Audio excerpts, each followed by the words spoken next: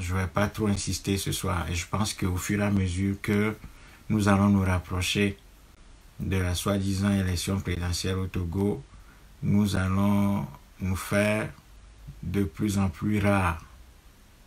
Parce que ça ne sert à rien de s'agiter durant cette période et de bavarder. Parce que quand la situation est comme ça, les gens n'écoutent plus. Les gens sont dans l'émotion à l'extrême.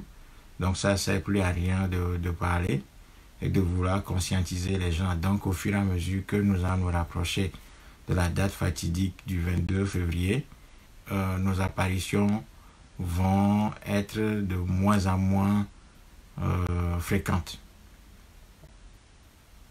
Voilà. Alors on va démarrer. Ce soir, je voudrais aborder le problème togolais, revenant vers vous avec quelques éléments supplémentaires d'analyse.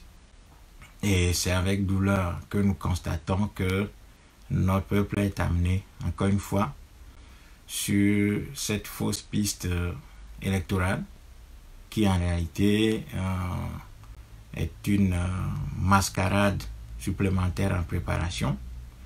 Mais bon, voilà, les données sont en place, tout le monde s'excite, tout le monde court dans tous les sens pour vendre et survendre son candidat préféré.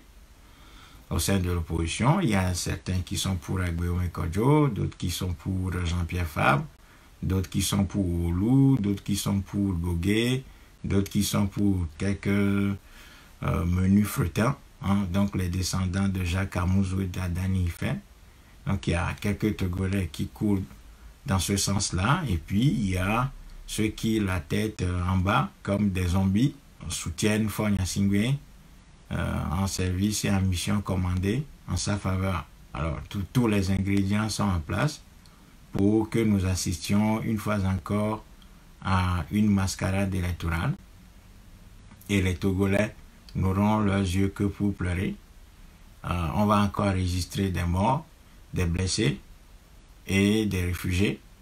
D'énormes déplacements de population se préparent parce que c'est comme ça que les choses se passent au Togo. Et quiconque refuse de voir cette réalité-là, quiconque refuse d'analyser la situation à l'aune de l'histoire, de ce que le régime togolais a produit depuis plusieurs années maintenant, est en train de s'enfermer dans un déni total. Donc ce soir, ce que je voudrais faire avec vous, c'est de dire simplement que lorsqu'un problème se pose, il y a deux pistes de solution possibles. Soit on l'analyse bien ou correctement et on trouve une solution qui est adaptée, ou alors on fait une fausse analyse et en ce moment-là, les solutions qui sont prescrites sont de fausses solutions, approfondissant la douleur, la souffrance, la crise, en gros. Alors, premier élément de mon analyse de ce soir, c'est de dire simplement que lorsqu'un problème se pose, il faut l'analyser rationnellement. Ça veut dire qu'il faut étudier les données du problème scientifiquement. Et donc, quel est le problème que nous avons au Togo? Je ne vais pas aller loin dans le cadre africain, parce qu'en réalité, nos réflexions sont plutôt continentales, mais ce soir, je vais essayer de me limiter dans l'enclos colonial du Togo. Donc, quel est le problème que nous avons au Togo? Ce problème, il est un problème d'un régime tyrannique, héréditaire de type colonial, qui régente le pays depuis 1963, à partir de l'assassinat de Sylvanus Olympio et de l'assassinat de l'idée indépendantiste au Togo. C'est ça le fondement du problème togolais. Et donc, toutes les déclinaisons, tout ce qui est arrivé après, a pour cause cette situation coloniale que traverse le Togo, qui n'a jamais pris fin dans ce pays depuis que ce pays a été d'abord colonisé par l'Allemagne, ensuite placé sous le mandat colonial de la France, et la période soi-disant d'indépendance que le Togo a connue la petite période d'indépendance du Togo, de 1960 à 1963, cette période-là, cette petite parenthèse a été fermée violemment dans le sang, consacré par l'assassinat de Sylvanus Olympio. Et donc, si les Togolais veulent analyser le problème sans passer par cette réalité première, c'est que les gens ont tout faux. Donc, quand on analyse la situation de manière historique, ce qui vient à l'esprit de l'analyste, c'est que le Togo n'a jamais connu d'indépendance. Donc, nous sommes en pleine colonisation aujourd'hui au Togo. Et j'ai expliqué 1000 fois, N fois, qu'un problème colonial ne peut être résolu par des élections. C'est pour ça que les Africains font fausse route en s'accrochant à un processus électoral qui n'est pas la solution adaptée à ce que l'Afrique vit depuis 3 millénaires maintenant. Donc, on peut voter autant qu'on veut en Afrique. Rien ne changera. On aura, bien sûr, dans les enclos coloniaux africains, des alternances, c'est-à-dire un changement de personne au trône, de la satrapie. On va assister à des changements de président. Bien sûr qu'on assistera à des changements de président et on assiste dans un certain nombre d'enclos coloniaux à des changements de président. Sauf que ça ne va pas changer fondamentalement la situation de l'Afrique. Parce que ceux qui sont placés au pouvoir font partie de ce que les colons eux-mêmes ont appelé l'élite indigène fabriquée de toutes pièces pour pouvoir continuer l'entreprise de démolition coloniale du continent africain. Donc, quand on assiste à des changements de président dans un certain nombre de pays, soi-disant, on n'assiste pas à un changement de politique. Donc, l'élection, comme instrument de résolution d'un problème colonial, c'est une fausse piste. Et ça a été démontré par plusieurs exemples où on a connu des changements de personnes au pouvoir sans que la politique, sans que le cadre structurel, sans que le fondement politique pratiqué dans le pays, sans que les principes politiques, les principes de fonctionnement de l'État colonial aient bougé d'1 centimètre. On ne peut pas non plus résoudre un problème colonial par des réformes. C'est impossible. Non plus par le dialogue, encore moins par l'espérance en une confiance ou en une humanité retrouvée du tyran qui encadre ce système colonial ou qui maintient le système colonial en place dans ce cadre-là. Et donc, comme je le disais, nous avons en face de nous un régime qui perpétue la colonisation. Et ce régime, il est caractérisé par un conglomérat d'hommes et de femmes armés intellectuellement, armés spirituellement, armés militairement, armés financièrement, outillés sur tous les plans pour casser le peuple noir et casser les populations au Togo précisément. Et ces gens-là, tout le monde le voit, depuis 1963, ces gens sont actifs, ils sont à l'œuvre, ils accomplissent avec joie leur œuvre au service de l'étranger, du maître, qui leur accorde quelques miettes du pouvoir colonial qu'ils exercent. Et donc, quand nous prenons la situation au Togo depuis 1963, précisément à partir de 1990, c'est que ce régime a organisé une série d'élections. Tout le monde sait que ce régime a perdu chacune de ces élections. Et ce n'est pas aujourd'hui que nous allons nous borner à démontrer que ce régime a perdu depuis 1993. Toutes les élections présidentielles, ce régime les a perdues totalement. Aucun Togolais n'a jamais porté ce pouvoir-là dans les urnes. C'est très clair ça. Nous-mêmes, nous avons été récolter des résultats d'un certain nombre d'opérations électorales, 98, 2003, 2005. Tout le monde sait dans le pays que ce régime est vomi, parce que ce régime est une continuité coloniale. Les Togolais le savent très bien. Donc, il faut tenir compte de ces données-là. Ensuite, considérer que ce pouvoir est fondé sur la violence. Et ce régime l'a démontré à plusieurs reprises. On n'a pas besoin de faire des dessins aux Togolais et aux Africains pour comprendre que le régime de Faure Gnassingbé est un régime tyrannique, violent, qui a pris la suite de son père.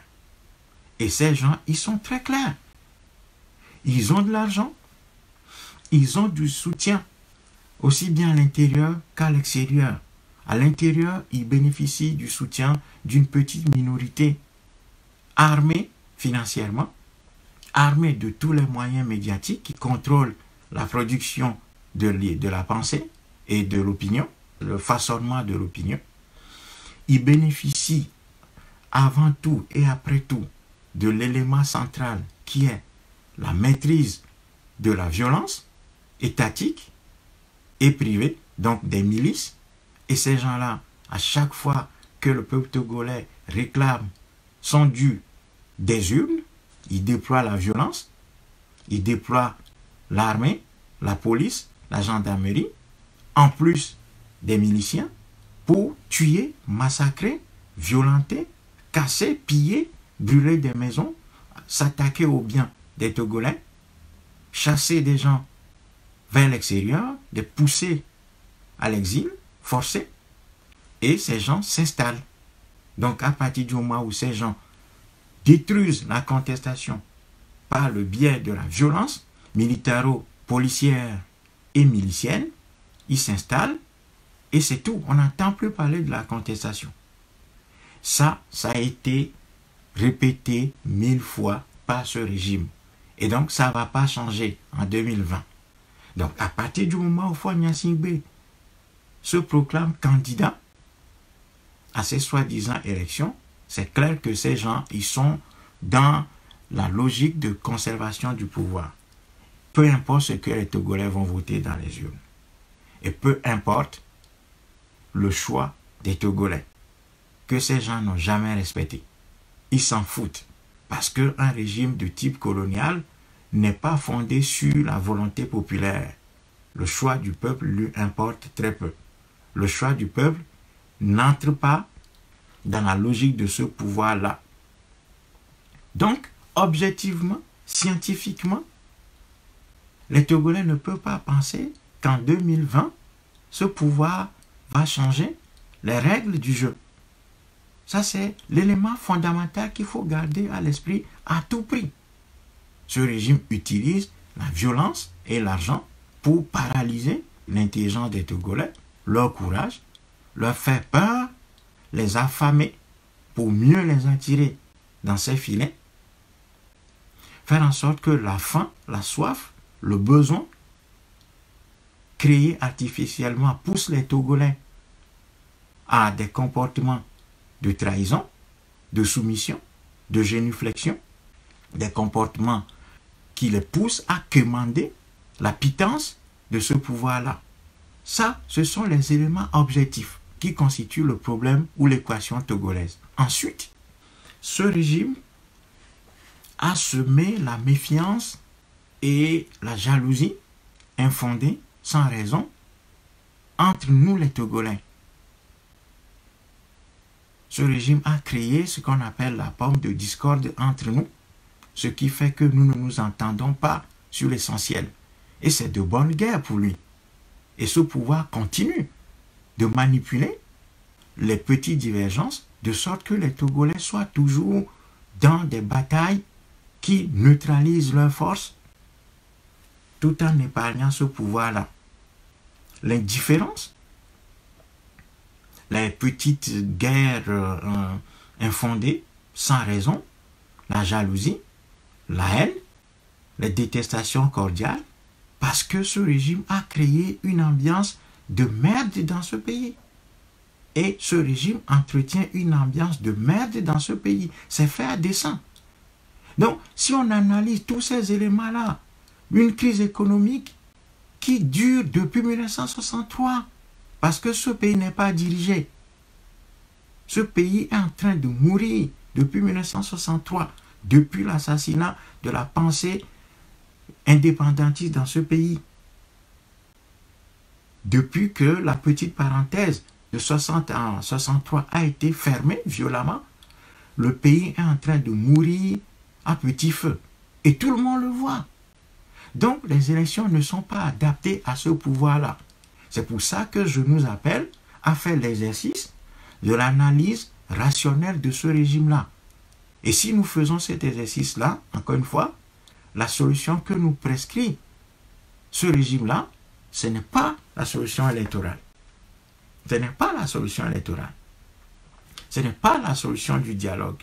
Ce n'est pas la solution d'un gouvernement dit d'union nationale, incité ou proposé par le régime. Ce n'est pas la solution d'une médiation internationale. Ce n'est pas l'espérance en une intervention armée de l'étranger. Ce n'est pas l'immixtion des institutions comme la CEDEAO, l'Union africaine, la francophonie et tout ça. De plus, l'histoire nous a montré que toutes ces solutions ne sont pas adaptées aux problèmes togolais. Donc, si nous faisons une analyse scientifique du régime, nous allons voir que toutes les solutions que nous sommes en train de proposer ou de propulser aujourd'hui ne sont pas adaptées à ce régime-là. Ça, c'est quelque chose de fondamental qu'il faut garder à l'esprit.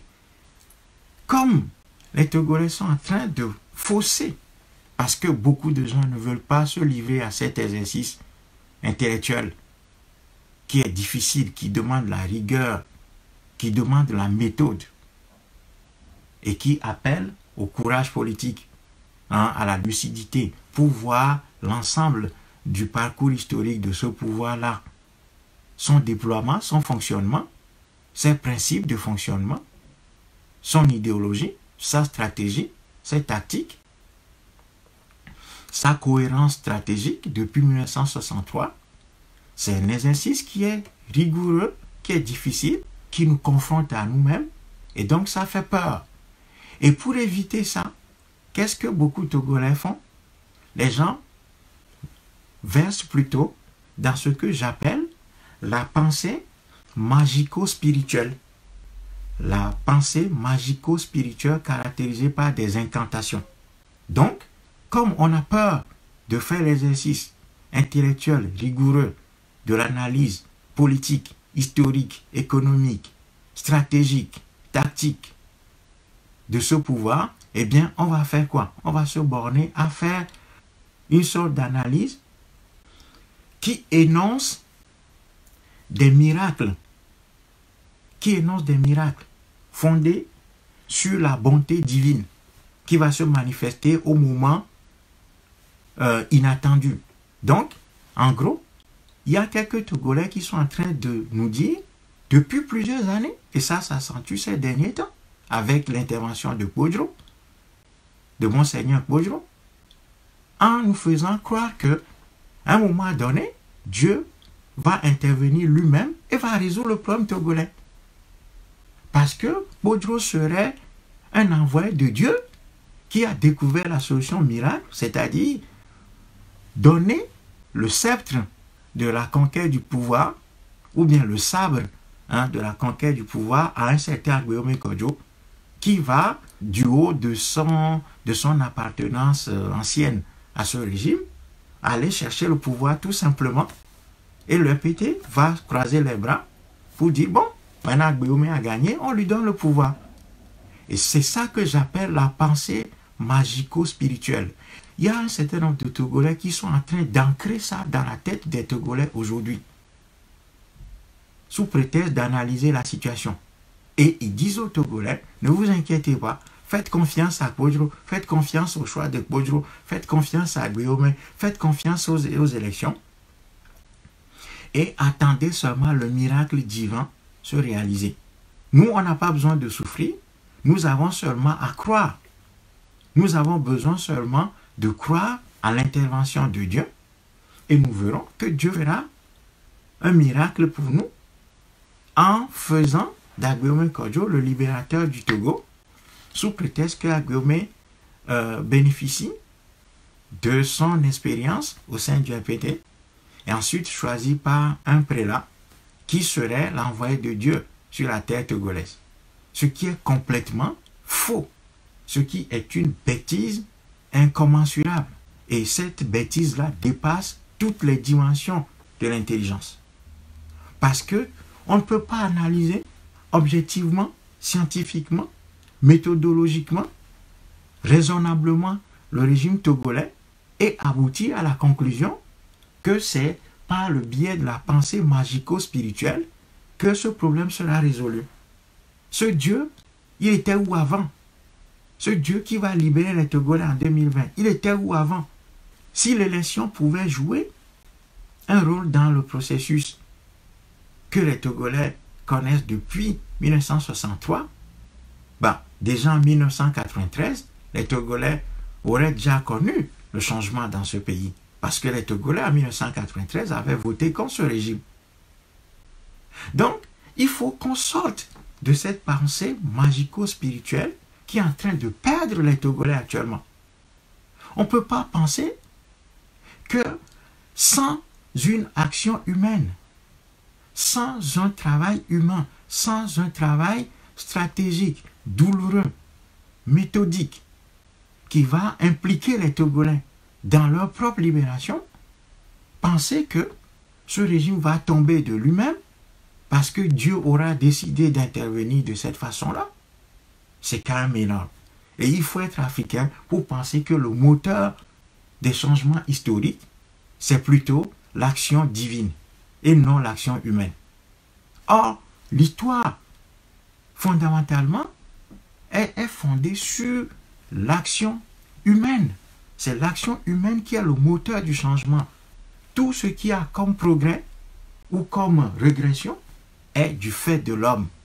Donc là où les hommes n'agissent pas et attendent un Dieu miséricordieux qui va intervenir à leur faveur, ces hommes-là se condamnent à être d'éternels esclaves. C'est ça la vérité de l'histoire. Donc je dis encore une fois que les quelques Togolais qui sont en train d'ancrer cette pensée magico-spirituelle consistant à dire aux Togolais de ne pas s'inquiéter et de ne pas bouger et de juste apporter leur soutien à Agbeome Kodjo sous prétexte que ce monsieur vient du RPT et choisi par un prélat qui serait l'envoyé de Dieu en 2020 pour montrer la voie aux Togolais, sont en train de nous égarer, sont en train de nous perdre du temps, sont en train de confisquer notre énergie, sont en train de détourner notre intelligence, de sorte à ce que nous ne puissions pas faire l'analyse rationnelle, scientifique du régime pour découvrir quels sont les instruments que ce régime utilise pour se maintenir.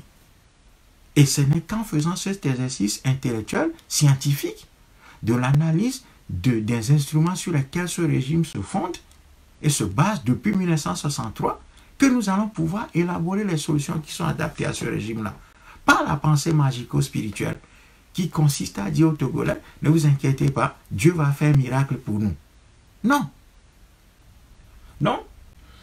Ce que je veux dénoncer ce soir, c'est cette profusion, cette épidémie de la pensée magico-spirituelle, pilulant sur la toile et dans les réseaux sociaux actuellement, consistant à dire aux Togolais de suivre la voie tracée par Bodro, c'est-à-dire la voie électorale. Nous n'avons rien contre Agbeome Kodjo. Si Agbeome Kodjo peut chasser le régime franco-nyasingbe, alors que nous savons très bien qu'Agbeome ne va pas faire une politique différente, mais tout de même, si Agbeome Kodjo arrive à chasser Faure Gnassingbé du pouvoir, c'est une bonne chose. Mais nous savons objectivement, si nous faisons une analyse scientifique rationnelle du problème togolais, nous savons qu'Agbeome n'a pas les capacités de changer ce régime-là. Et ce n'est pas la faute à Agbeome Kodjo. Ce n'est pas la faute à Agbeome Kodjo. Ce n'est pas Agbeome Kodjo ni Fabre, ni les candidats aux soi-disant élections présidentielles qui sont le problème. Mais le problème, c'est que nous sommes en face d'un système que l'élection ne peut combattre. C'est ça la vérité. L'élection ne peut pas venir à bout de ce système colonial. C'est ça que nous disons. Et ça, On ne peut aboutir à cette analyse-là que si on fait une analyse scientifique, rationnelle, pour découvrir les éléments sur lesquels ce pouvoir se fonde depuis 1963 pour se maintenir. C'est ça qu'on doit faire. C'est ça l'exercice intellectuel que nous devons faire. Si les Togolais n'ont pas encore fait cette analyse depuis 1990, c'est que je ne sais plus ce qui doit arriver à ce peuple pour qu'il devienne intelligent. Je ne sais plus ce qui doit arriver aux Togolais pour qu'ils acquièrent l'intelligence politique et l'intelligence stratégique pour considérer que la pensée magico-spirituelle consistant à attendre un miracle s'opérer ne peut résoudre le problème togolais. Je ne sais pas ce qu'il faut encore dire. Je ne sais plus ce qu'il faut dire à mes compatriotes togolais. Je ne sais plus ce qu'il faut dire à mes compatriotes togolais pour qu'ils comprennent que seule l'action humaine fondée sur une étude scientifique des problèmes qu'on a apporte le changement désiré ou souhaité. Si les Togolais ne font pas, ne se donnent pas la peine de faire cet exercice rigoureux, bien sûr difficile, mais méthodique, eh bien nous allons continuer à errer d'impasse en impasse. Nous allons continuer à espérer des dialogues, à espérer des pourparlers, à espérer des interventions de l'étranger, notamment de la CEDEAO, de la francophonie, de l'Union africaine, de l'Union européenne, et ainsi de suite. Nous allons continuer à espérer des élections. Nous allons continuer à espérer de nos prières. Nous allons continuer à espérer de fausses solutions qui ne vont jamais, parce que justement, étant de fausses solutions, nous conduire à la solution adaptée à ce régime-là. C'est tout simple. Donc, si les Togolais veulent croire qu'en allant encore à une élection en 2020 avec un candidat qui vient du système RPT, qui se serait repenti et qui, avec le soutien d'un prélat oint par un Dieu suprême qui a décidé maintenant de libérer les Togolais du joug des Gnassingbé, eh bien, c'est que nous sommes encore dans la pensée de l'enfance. C'est que nous sommes encore dans l'enfance. C'est que nous ne sommes pas encore dignes de ce pays. Et c'est que nous ne sommes pas encore arrivés au stade de l'âge adulte où nous devons nous prendre en charge.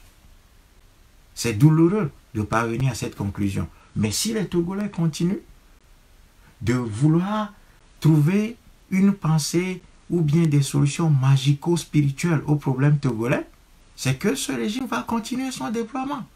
Parce que les éléments objectifs sur lesquels ce régime se fonde sont encore en place. Et si nous prenons ce que nous appelons l'élection au Togo, il faut analyser le cadre. Il faut identifier ce que c'est que l'élection au Togo, en allant chercher ce que le Togo a fait, en allant chercher ce que ce régime a fait, de par le passé comme élection. Et quels sont les éléments structurels que le régime a mis en place aujourd'hui pour l'élection de février 2020? Rien n'a changé. C'est-à-dire que la commission électorale soi-disant indépendante est au service de ce régime.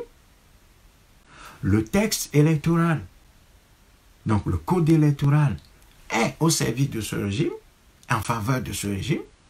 Le fichier électoral est maîtrisé faussement, de manière truquée, par ce régime. La Cour constitutionnelle, qui est l'instance qui connaît le contentieux électoral et qui donne le quitus constitutionnel légal au résultat, est en faveur de ce régime-là. Aboudou Assouma est en place avec ces éléments. L'armée, ceux qui maîtrisent les urnes et qui font en sorte que les Togolais ne contestent pas ou que la contestation des Togolais n'aboutisse pas, sont en place. Tout le monde voit aujourd'hui dans le pays que ce pays est occupé. Les points stratégiques du pays sont militarisés depuis plusieurs mois. Et les gens pensent que ce régime se dirige vers des élections. Mais c'est qu'on marche sur la tête. Oui. Donc, si on n'analyse pas le problème scientifiquement, on va continuer à prescrire de fausses solutions avec des engouements cycliques qui traduisent en fait un état de maladie mentale collectif. Oui? Donc, on est dans un état de maladie mentale collectif au Togo, où, comme nous voulons fuir nos responsabilités, comme nous ne voulons pas payer, nous estimons que nous avons trop payé pour notre liberté. Nous estimons que notre pays ne mérite pas plus de sacrifices de notre part. Nous estimons que nous avons assez donné. Face à ce régime, eh bien, tout ce qui peut nous faire fuir, tout ce qui peut nous éloigner du sacrifice suprême pour libérer ce pays, nous sommes en train de l'ignorer volontairement pour nous inscrire dans ce que j'appelle la pensée magico-spirituelle consistant à imaginer un miracle divin au problème togolais. Et ça, l'histoire ne va pas nous pardonner là-dessus.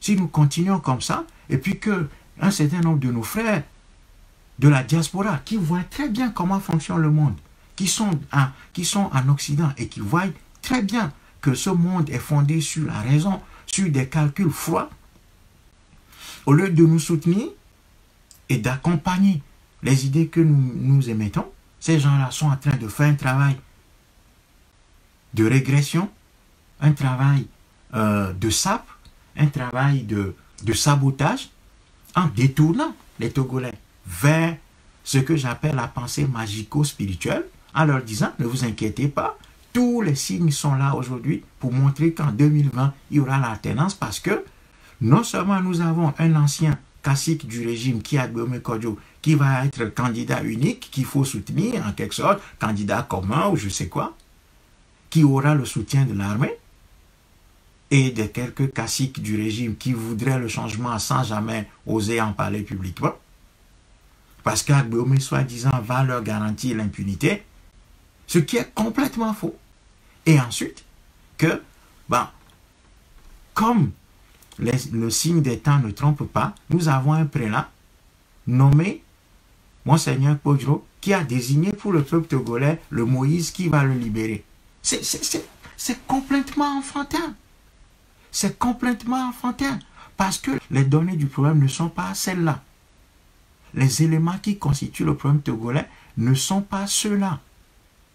C'est pour ça qu'il est nécessaire que les Togolais reviennent à la raison et qu'ils sortent de cette obscurité qui est en train de nous couvrir actuellement, consistant à nous dire que nous devons attendre d'un miracle cette année. Il faut sortir de cette pensée infantile. Nous sommes en train de nous perdre en conjecture. C'est de la pensée de l'enfance, ça, que de penser que sans l'action humaine, et qu'il va suffire tout juste d'attendre, de soutenir Agbeome Kodjo, de lui battre campagne dans le pays, alors que tous les instruments qui permettent au régime de se maintenir sont encore là. Et nous pensons que si nous faisons ce petit geste-là, Agbeome va nous apporter le trône présidentiel en février ou en mars 2020. Et le PT va croiser les bras pour dire, bon, très bien, vous avez gagné, donc on vous donne le pouvoir, quoi. C'est vraiment énorme, ça. Si les Togolais, après 30 ans de combat difficile face à ce régime-là, si on va encore plus loin, c'est que le chemin que les Togolais ont fait depuis 1963 aboutit à cette conclusion magico-spirituelle, aujourd'hui, c'est vraiment déplorable. Ça veut dire que ce régime, nous le méritons. Si c'est ça, la pensée ou la conclusion à laquelle nous aboutissons après, c'est qu'en 7 ans de traversée de désert et 30 ans d'impasse politique sous la gouvernance d'un leadership abusivement appelé leader de l'opposition, c'est que nous méritons ce régime-là. Nous méritons ce régime-là. Parce que notre pensée n'est pas encore à la hauteur de ce que ce pouvoir-là nous oppose comme défi. Et c'est dommage. Et c'est dommage. Donc, à un moment donné, il faut que ces compatriotes-là qui sont en train d'égarer les Togolais aujourd'hui, qui sont en train de leur vendre du rêve, qui sont en train de leur vendre du néant fondé sur une élection, ça doit cesser. Ces compatriotes doivent cesser leur activité. Ces compatriotes doivent cesser leur activité pour écouter ce qu'on est en train de leur dire. Parce que ce régime ne va céder un seul millimètre. Tant que les Togolais ne vont pas se lever eux-mêmes, s'organiser, prendre les taureaux par les cornes, douloureusement, et considérer que tout ce que nous avons fait jusqu'ici n'est pas encore à la hauteur de ce que ce pouvoir-là nous oppose comme instrument et comme machine de répression et de corruption. Ça, c'est très simple. Donc, c'est de bonne guerre. Et le RPT est tout heureux.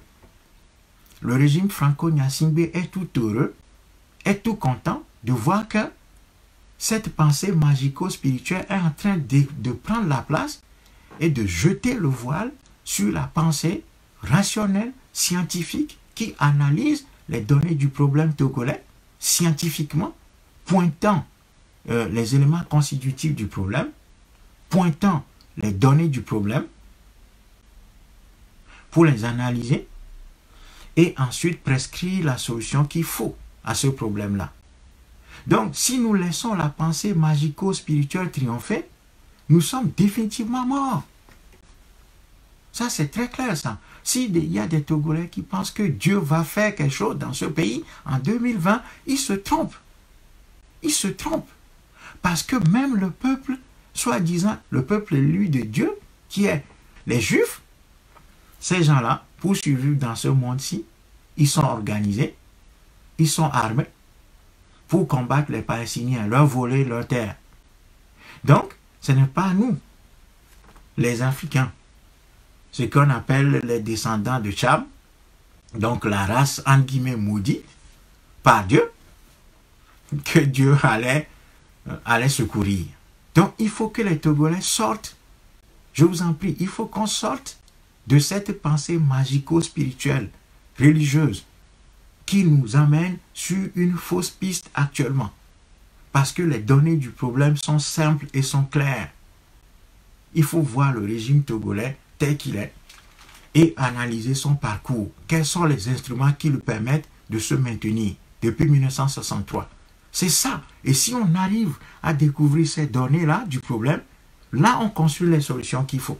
Et la solution que l'histoire indique face à ce type de régime, depuis la nuit des temps, depuis l'Antiquité, depuis la haute Antiquité, c'est que lorsqu'un peuple est en face d'une tyrannie, comme la tyrannie franco-gnassingbé au Togo depuis 1963, les peuples n'ont pas d'autres obligations que de s'organiser douloureusement, dans la douleur, dans le sacrifice, dans un patriotisme élevé à son plus haut niveau, pour créer un puissant mouvement révolutionnaire pour affronter le régime et le terrasser. Parce que la seule force qui fait peur à ce type de régime, c'est le peuple. C'est pour ça que ce régime met tout en œuvre pour éviter que le peuple togolais se constitue effectivement et qu'il y ait des passerelles entre nous pour que nous puissions réfléchir ensemble, parvenir à des conclusions communes, nous encourager mutuellement pour l'affronter. Ce n'est pour rien que ce régime agit sur les éléments tels que la peur et la corruption, la faim, l'appauvrissement, remuant les plus bas instincts des humains que nous sommes, à savoir la jalousie, les haines, les petites incompréhensions, les petites querelles. Ce régime les amplifie pour éviter coûte que les Togolais se rencontrent et qu'ils discutent entre eux et qu'ils aient la confiance. Donc ce régime a construit un mur de la méfiance et de la peur entre nous. Comme ça, les Togolais sont dispersés dans tous les coins, éloignés les uns des autres, incapables absolument de penser collectivement et mutualiser leurs moyens pour pouvoir agir. C'est ça la stratégie de ce pouvoir-là. Si nous ne voyons pas tout ça, et puis que nous sommes en train d'évoquer Dieu, Dieu, Dieu, Dieu, Dieu, ou Allah, Allah, Allah, Allah, c'est que nous sommes encore dans le monde de l'enfance qui croit au Père Noël, qui croit en une intervention divine, mystique, surprise, en une intervention surprise d'un Dieu miséricordieux qui nous a envoyé son serviteur Bodjro, qui nous a désigné un candidat derrière lequel nous devons nous aligner. Nous disons qu'il n'y aura pas d'élection au Togo.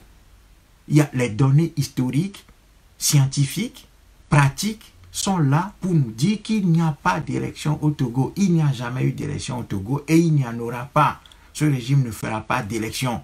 Ce régime est spécialiste dans la fraude électorale, dans des mascarades électorales répétées. Ce régime est allé former, et Yandema est allé former Guéhi à l'époque à la fraude électorale.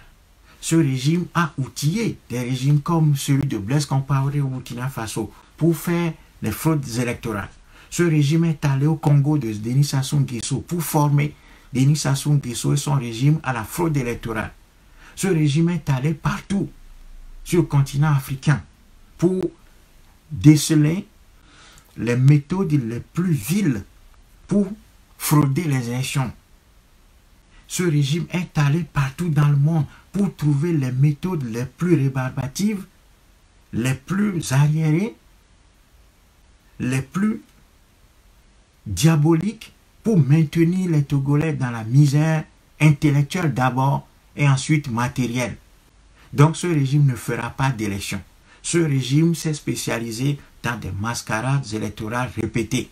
Et quand ce régime opère ces mascarades électorales, qu'est-ce qu'il fait lorsque le peuple conteste la forfaiture, le crime, le viol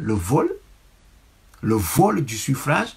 Qu'est-ce qui se passe? Ce régime sort l'artillerie lourde pour mater les Togolais, rentrer dans les maisons, casser, tuer, voler, tabasser, massacrer les Togolais, renvoyer un nombre considérable en exil. Et ce régime, c'est ça sa nature. Donc tous ceux qui sont en train de nous orienter sur la piste électorale, ces gens-là sont des marchands d'illusions et de rêves. Ces gens-là sont en train de nous perdre du temps, sont en train de tuer en nous ce que nous devons faire comme devoir face à ce régime-là. Et c'est ça, justement, qui retarde la chute de ce régime. Ça veut dire que ces gens-là constituent des idiots utiles pour ce régime. Ces gens-là rendent service à ce régime sans le savoir, sous prétexte de lire dans les pensées de Dieu, d'un Dieu qui serait quelque part au ciel, qui alimente leurs rêves paludiques et qui alimente leurs rêves de ventre vide et des gens incapables de penser le système politique sont en train de nous orienter vers ces solutions qui sont des solutions qui nous perdent de l'énergie, du temps et qui prolongent la vie de ce régime-là. Ces gens sont des idiots utiles de ce régime parce que ces gens sont en train de nous ancrer dans de fausses solutions et sur de fausses pistes au lieu de dire aux Togolais la vérité en allant chercher les éléments constitutifs de ce régime, de voir son parcours historique, voir quels sont les éléments objectifs sur lesquels ce régime est fondé depuis 1963 et d'analyser tout le processus historique qu'il y a eu dans ce pays. Parce que le processus historique au Togo a une histoire. Et c'est cette histoire-là qui doit être expliquée aux Togolais pour les amener à comprendre que ce régime ne fera jamais d'élection. Par conséquent, ce qui nous attend, c'est plutôt nous orienter vers la construction, difficile certes, mais salvatrice, de mouvements révolutionnaires populaires qui va nous demander du temps, du sacrifice, de l'énergie, au lieu de penser aux solutions magico-spirituelles qui vont se réaliser tout de suite sans que les Togolais aient d'efforts à fournir. C'est ça que des gens sont en train de dire à notre peuple aujourd'hui. Et il y a majoritairement, enfin une grande partie de notre peuple qui est en train de croire en ce conte de fées, sous prétexte que Bodjro est derrière. Si Bodjro est derrière, ça veut dire qu'il y a Dieu derrière. Mais je m'excuse. Bodjro est dans ce pays depuis quelle année? L'Église catholique est dans ce pays depuis quelle année? L'Église catholique a tout soutenu. Toutes les dictatures du monde et continuent d'en soutenir. Et lorsque les Togolais, en 1990, s'étaient élevés contre le régime d'Eya Dema Gnassingbé, qui est-ce qu'on a utilisé pour s'interposer entre les Togolais et ce régime-là? c'est l'Église catholique, notamment Monseigneur Podjon, à qui on a confié la conférence nationale soi-disant souveraine, exactement comme dans d'autres pays, comme le Bénin, ainsi de suite, pour faire une interposition entre le régime tyrannique et les populations togolaises, avec au milieu une classe d'intellectuels, une élite coloniale venant de France principalement et qui raisonnait principalement sur comment faire pour capter le pouvoir à la suite de Yadema Gnassingbé. C'est pour ça que la conférence nationale souveraine n'a pas démis Yadema de ses fonctions, n'a pas utilisé l'arme populaire pour démettre Yadema de ses fonctions. Donc on a maintenu Yadema dans son palais. Donc il y a ce qu'on appelle les actes de la conférence nationale souveraine, l'acte numéro 1 qui proclamait la conférence nationale souveraine avec des pouvoirs de production législative, a maintenu Yadema dans son palais. Tout simplement parce que les soi-disant intellectuels togolais faisaient un calcul froid en se disant, bon, on va faire des élections bientôt et Yadema va les perdre. Si Yadema perd les élections, c'est fini. Donc nous, les partis, nous qui sommes venus de France, les intellectuels, les Ninevi, Agboibo qui étaient dans le pays, les Kofigo, les Edem Kodjo, les Jovi Gali, les Ameganvi, ainsi de suite, tous ces gens-là, bon, sauf que Claude Ameganvi, lui, il avait à l'idée de chasser, il faut restituer l'histoire telle qu'elle s'est déroulée. Ameganvi, Claude Ameganvi disait qu'il faut chasser Yadema, tous les Kofigo et les autres, les Ninevi, les Ayeva Zarifou, et tout ce qu'on appelait à l'époque les venus de France, était pour conserver Yadema au pouvoir, avec Agboibo, pour aller aux élections, le battre et prendre le pouvoir tranquillement. Donc ces gens ont copié le modèle de la Révolution française, ce qu'on appelait la Convention. Ils ont copié les Français en oubliant ce que les Français ont fait de primordial, c'est-à-dire la destitution du roi avant de continuer la refondation de la France. Donc ces gens, froidement, ils ont pensé que Yadema allait perdre les élections parce qu'il était rejeté dans le pays par la population. Ils ont oublié que ce pouvoir n'est pas fondé sur la voix du peuple. C'est ça que ces gens oublient depuis 1990. Depuis 1990, la classe politique togolaise oublie que ce régime n'est pas fondé sur la volonté populaire. Et qu'est-ce qui a permis à Yadema de finalement se sortir de la conférence nationale souveraine, qui était son procès, ou le procès de son régime? C'est l'armée, c'est la violence et l'argent. Et ce régime continue de fonctionner sur cette base-là aujourd'hui. Donc on a sollicité l'Église catholique pour faire la médiation avec les intellectuels et les venus de France au milieu, pour s'interposer entre le peuple et Yadema. Et c'est ça qui continue. Donc si Podjon vient nous dire aujourd'hui que Dieu lui a révélé la voie par laquelle le changement va arriver au Togo, c'est que les Togolais sont encore dans des rêves d'enfance. Ça, je me permets de le dire. C'est terrible pour nous. Ça veut dire que nous n'avons pas encore atteint, malgré les 30 dernières années de déshérence, de conneries, d'idiotie politique, d'impasse, nous n'avons pas encore élevé notre niveau de conscience politique.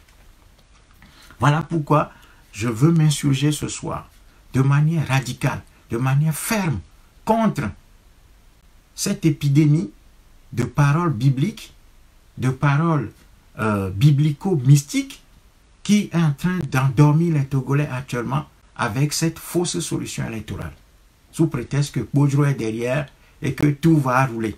Non, non, non. Il faut que les Togolais sortent de ça, analysent le problème de manière scientifique. Ils verront que la conclusion qui saute comme une évidence aux yeux, c'est que ce régime-là, nous ne pouvons pas l'abattre si nous ne créons pas un véritable mouvement populaire dans le pays. Et là, encore une fois, je vais insister là-dessus, le rôle de la diaspora, le rôle des Togolais qui vivent à l'étranger et qui ont un esprit patriotique. Je ne parle pas de ceux qui sont les suppôts du régime, je parle de ceux qui ont la douleur de voir le pays dans cet état et qui n'en peuvent plus de rester à l'étranger. qui n'en peuvent plus d'apporter leur intelligence et leur force musculaire, physique, à l'étranger. Ceux qui veulent retourner au pays et qui ont envie de bâtir ce pays-là sur de nouvelles valeurs, en nous disant que nous sommes des Africains, en ayant appris notre histoire, en ayant découvert notre histoire et la place misérable qui nous est faite en tant que peuple dans ce monde et qui veulent rompre définitivement avec l'image de l'homme noir errant comme un chien ayant perdu son maître et ayant perdu ses repères depuis 3000 ans maintenant dans le monde, eh bien ces gens-là doivent se retrouver et doivent commencer véritablement un travail de construction d'un véritable mouvement de libération qui va penser l'ensemble du processus de libération du Togo jusqu'à sa reconstruction. Ça, c'est un travail que nous devons absolument faire. Et nous, au Mortra, nous avons fait ce travail-là depuis plusieurs années déjà. Nous demandons aux Togolais d'avoir un peu d'écoute et des yeux pour voir et d'intelligence pour analyser ce que nous sommes en train de dire depuis 20 ans maintenant et de se rapprocher de nous pour que nous puissions faire ensemble ce travail-là. C'est important ça. Mais nous isoler, quoique nous-mêmes, nous prenons la peine tous les jours d'aller vers les Togolais, de les chercher, d'essayer de les activer, de leur montrer que chacun a sa place dans ce que nous voulons faire et que chacun doit apporter sa pierre à l'édifice. Mais les Togolais sont restés cloîtrés, sont restés distants, sont restés froids, sont restés indifférents face à cet appel patriotique, face à ce devoir patriote. Et chacun continue de faire son petit malin. Pendant ce temps, ce régime nous écrase collectivement. Alors que les grands changements historiques sont d'abord le fait d'une minorité qui a découvert son devoir, ses responsabilités, qui les prend effectivement et qui commence par mettre en œuvre les solutions que l'histoire lui a indiquées. Donc, c'est aujourd'hui, nous sommes à un carrefour où nous devons déterminer la voie de sortie. Et ce régime nous a tracé cette voie de sortie depuis 1963, je le redis. Pour ceux qui ne veulent pas ouvrir les yeux pour voir la nature de ce régime, son fonctionnement, ses analyses stratégiques, son déploiement tactique, ses moyens d'action, son agenda, ses soutiens internes et extérieurs. Ceux qui refusent de faire cette analyse-là, ces gens sont en train de nous prescrire des solutions que j'appelle des solutions magico-spirituelles et religieuses, qui sont en train de nous perdre du temps et de l'énergie. Si les Togolais ne sont pas capables d'écouter ça, et qui continuent d'avancer et de soutenir ces fausses solutions, eh bien, nous n'aurons nos yeux que pour pleurer. Nous pleurons déjà, mais les larmes vont s'intensifier. Et ce que l'histoire va nous indiquer, si nous continuons sur cette voie-là, c'est que nous devons investir massivement dans l'industrie de production de papier mouchoir. Parce que là, nous allons pleurer. Voilà, il faut commencer, si nous continuons comme ça, il faut commencer par investir massivement dans l'industrie de production du papier mouchoir. Parce que là, nous allons pleurer. Hein? Les Togolais vont en baver, vont souffrir. Et les larmes vont couler. Les larmes vont couler abondamment. Et donc, commençons par investir dans l'importation du papier mouchoir. Parce que là, nous allons pleurer. Voilà. Si nous continuons comme ça, si nous continuons par fuir nos responsabilités, par refuser d'introduire de la raison, de l'intellect, de la science dans l'analyse du problème togolais, en nous réfugiant dans de fausses solutions, sous un manteau d'un soi-disant Dieu, c'est que nos larmes vont s'intensifier. Ça, c'est clair, ça. Et les grandes douleurs sont devant nous. Parce que ce régime ne cédera rien, absolument rien. Ce régime est dans une logique de guerre contre le peuple togolais. Et il ne s'en cache pas. Donc, ce régime utilise juste le calendrier électoral pour satisfaire son projet stratégique qui est la conservation du pouvoir. Donc ce régime-là ne va pas faire des élections. Ce régime se dirige tout droit vers la répétition d'une forfaiture électorale qui est sa marque de fabrique. Que ce soit Guillaume ou Fabre, il n'y aura rien. Ce régime ne donnera pas le pouvoir. C'est clair ça. C'est absolument clair ça. Tous les éléments sont en place pour indiquer que ce régime n'est pas prêt à céder le pouvoir aussi facilement que les Togolais le croient. Et Dieu n'y est pour rien. Laissons Dieu où il est. N'accablons pas Dieu. N'impliquons pas Dieu dans nos faiblesses. La nature nous a donné suffisamment de force, d'intelligence, de capacité d'analyse. Si nous refusons d'exploiter ces capacités-là, ça fait notre problème. Ne mêlons pas Dieu de nos impuissances et de notre incapacité à nous prendre en charge. Dieu n'a rien à foutre de nos histoires. Voilà. Il faut laisser Dieu où il est. Il faut laisser Dieu où il est. C'est tout ce que j'ai à dire ce soir. Merci. À très bientôt.